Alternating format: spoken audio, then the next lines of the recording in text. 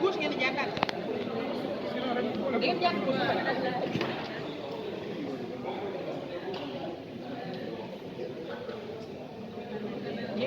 loolu ma tali fatwa bi dama ci benn.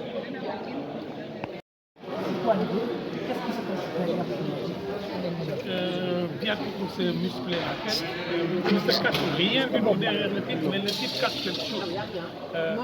Chaque titre résume un contenu d'ouvrage et une volonté d'écrire. Pendant des années, j'ai envoyé des viatiques au quotidien et les vendredis à mes proches. Et il se trouvait qu'avec leur téléphone, ils perdaient les textes. Il se trouve aussi que en réalité, moi-même, j'avais besoin de retrouver certains textes et je les retrouvais plus. Et à un moment, il faut passer du virtuel à la réalité. Il fallait aller rencontrer ces gens-là qui reprenaient les viatiques à leur compte. Donc c'est pourquoi j'ai compilé une partie des viatiques. Il en reste beaucoup actifs. Comment vivre en communauté, mais comment être un citoyen debout. Et il y a une dernière partie qui met en valeur les paroles traditionnelles. Donc j'aborde 4 thèmes. Comment être équilibré, définir sa vie, avoir un cap. Le deuxième thème, c'est comment, face à l'échec, comprendre que chaque échec est une porte vers la réussite. Comment ne pas abdiquer. Et le troisième grand thème, c'est exister par les autres et exister pour les autres. Mais ce thème est lié à un autre sous-thème, apprendre qu'en détruisant l'autre, on s'autodétruit. Et que l'humain et l'humanité ne fondent que la conscience positive. Alors monsieur, qu'est-ce qui vous a motivé à écrire ce livre? Mais je suis écrivain, ce livre est mon 14e. Ce livre est mon 14e livre, ce n'est pas mon premier livre. J'ai écrit des livres de contes, j'ai écrit des pièces de théâtre, j'ai écrit des recherches sur le patrimoine, mais il me restait à traduire les émissions et les vidéos que je fais à la télé en livre. Parce que les vidéos, on peut les monter. Il y a beaucoup de mes textes qui sont repris par des personnes qui enlèvent mon nom et qui mettent leur nom sur les réseaux sociaux. Mais avec ce livre, ce n'est pas possible. Tout à l'heure, dans votre exposé, si je peux dire ainsi, voilà, ici, on a pu comprendre que vous parlez de l'actualité, car vous évoquez que le Sénégal est un et indivisible. Vous avez également parlé du rôle des parents par rapport à l'éducation des enfants. Mais oui, parce que la présentation d'un livre est une occasion de dialogue pour les écrivains. C'est une occasion de prise de parole. Aujourd'hui, on a constaté qu'au Sénégal, beaucoup de parents pensent que la réussite, c'est que l'enfant ait un diplôme. La véritable réussite, ce n'est pas que l'enfant ait un diplôme, c'est qu'après notre décès, nos enfants ne se déchirent pas à l'héritage. Et cela, on construit une relation entre nos enfants et avec nos enfants. Réussir aujourd'hui, ce n'est pas avoir des voitures, ce n'est pas avoir des étages. C'est construire des consciences qui savent tenir ce pays. Et dans ce pays, aujourd'hui, on se regarde plus les yeux dans les yeux qu'on regarde ensemble dans la direction. C'est pourquoi j'appelle les parents à plus de responsabilité dans l'éducation, moins d'élevage et plus d'éducation. En tant qu'auteur, est-ce que ce livre peut servir de modèle pour la nouvelle génération? Non, je ne prétends pas que mon livre peut servir de modèle aux générations, ça c'est l'histoire qui le dira. Mais mon rôle est de transmettre. On m'a transmis, je transmets. Je suis un produit de l'école publique sénégalaise, je sais écrire. Si je n'écris pas, je ne prends pas mes responsabilités. Après, advienne que pourra. Moi, mon rôle est d'écrire. Le rôle du lecteur est de lire, le rôle de l'histoire est de juger, et l'histoire jugera. Je serai sous terre quand le livre peut-être sera évalué. Professeur, une question hors peut-être d'actualité de ce dédicace. Clandestine. On doit interroger les fondements culturels. On n'interroge que les fondements économiques.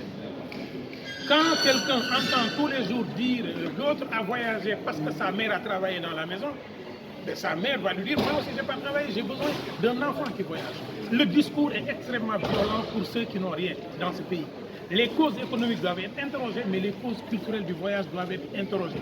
Nous sommes un peuple de voyageurs. La véritable question, c'est quelle est notre responsabilité.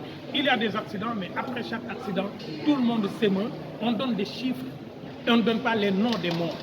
On considère que c'est un nombre, ce n'est pas un nombre. Et le plus dur, c'est qu'après ces accidents, il n'y a pas de suivi psychologique de ceux qui ne sont pas morts dans l'accident et qui vivent hantés par ces questions-là. Après, il y aura des accidents, tout le monde va s'émouvoir, mais on est un pays de l'éphémère et dans 2 jours, d'autres enfants vont aller dans les pirogues.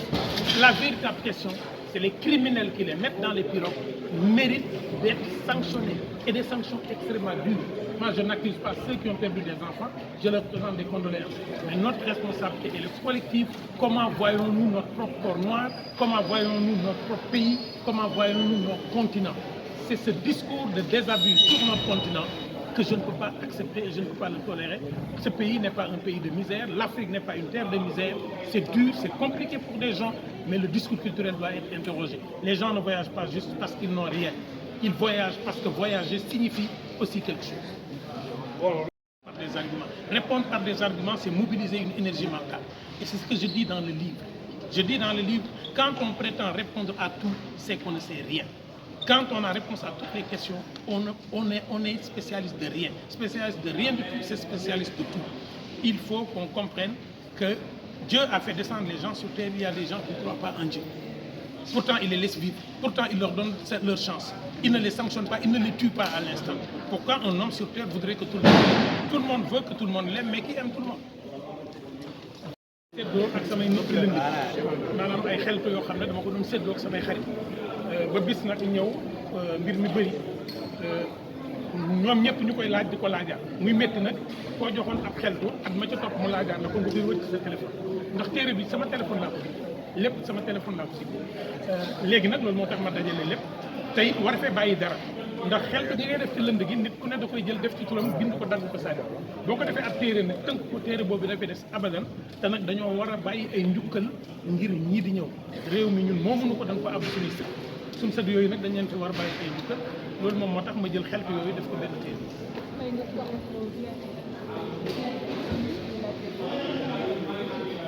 waaw moom niñ ko tuddee boo ko doon tekki ci wolof mooy yóbbal ngir nga niti yóbbal ngir sa bopp fees yóbbal ngir nga xam nooy doxee sa àdduna ndax yóbbal bi mooy bu fekkente ne nit day dund ci àddunaam ci yoonam yenn saa yi mu am yu ko naqari mu wéddu am ko mu waxal yenn saa yi mu tiit yenn saa yi bunt bu mu fëgg mu tëju mu yaakaar ne àddunaam du tukki téere bi nag dañ ci waxtaan ak moom ngir mu xam ne am na nu mu war a gisee àddunaam neneen ñu dul rek ne yàq ci bàyyi loolu moo tax ñu tuddee ko noonu. waaw ñeenti poñ daal yi ci gën a mag benn bi mooy nit nan lay fexee ba yàq boppam ba defar boppam ba nit ci biir boppam fu mu toll mu koy jariñoo du jóg rek di jëf day xel soog a jariñ bu njëkk beneen bi ci topp mooy kenn ku ne bu fekkee da ngaa dëkk ci ay nit nan ngay fexe ba nit ñi doo leen lor nan ngay fexe ba amal njariñ nit ñi te bañ rek di jariñu nit bi ñu topp mooy boo nekkee ci am réew nan ngay fexe ba doo tooñ réew mi doo tooñ waa réew mi doo tooñ sa bopp ci biir réew beneen bi ci topp nag mooy wax yi nga xam ne suñu maam yi dañ ko doon wax ngir nit baax ñu dajale ko ne maam nee na nit buy sàqami te sexut boppam rek lay nax donc yooyu mooy ñeent yi nga xam ne moom la ñuy ñeent duñ si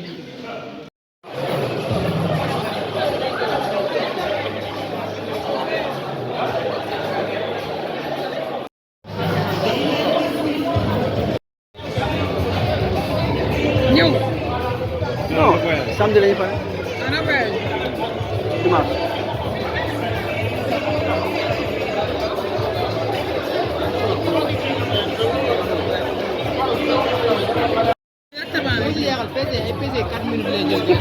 mais du ko dugal PC moom du ko dugal kii genre short yooyu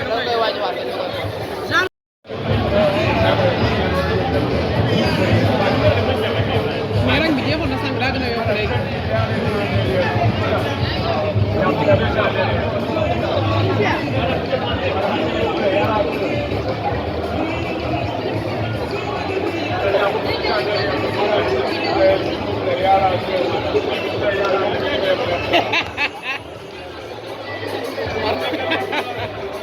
ay sa pare du ma leer wala lumière bi nga jege ay sa pare du ma leer xala ngaa sang da ngaa sang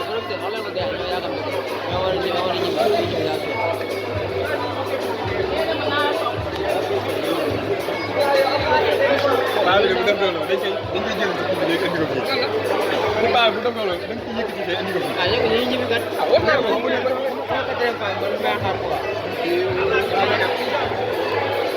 day jënd gaaw. quatrième boo demoon premier sax moom la nekk quatrième. non premier moom man Ah, deuxième. Di nga tudd laa sori de quatrième. cinq laa jëm. D'accord. Troisième moom 4 heures lay doon.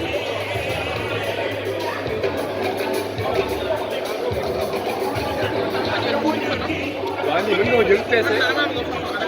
PC ak PC. PC mën naa jël tuuti photo en attendant.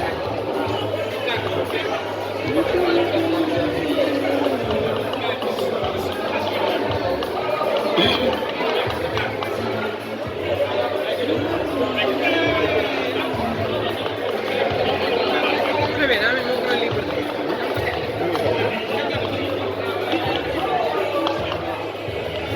Moussa mi xam nga boo nekkee moom mooy loolu. Moussa moom.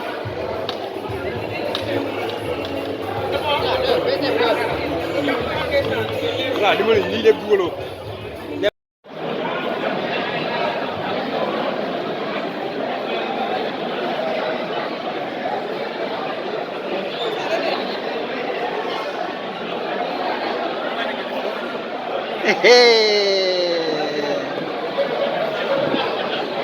mooy ba ñaata image nga jël. man enregistrement laa jël vocal non waaw audio. image laa xool. ñu ngi jël image chaque jour.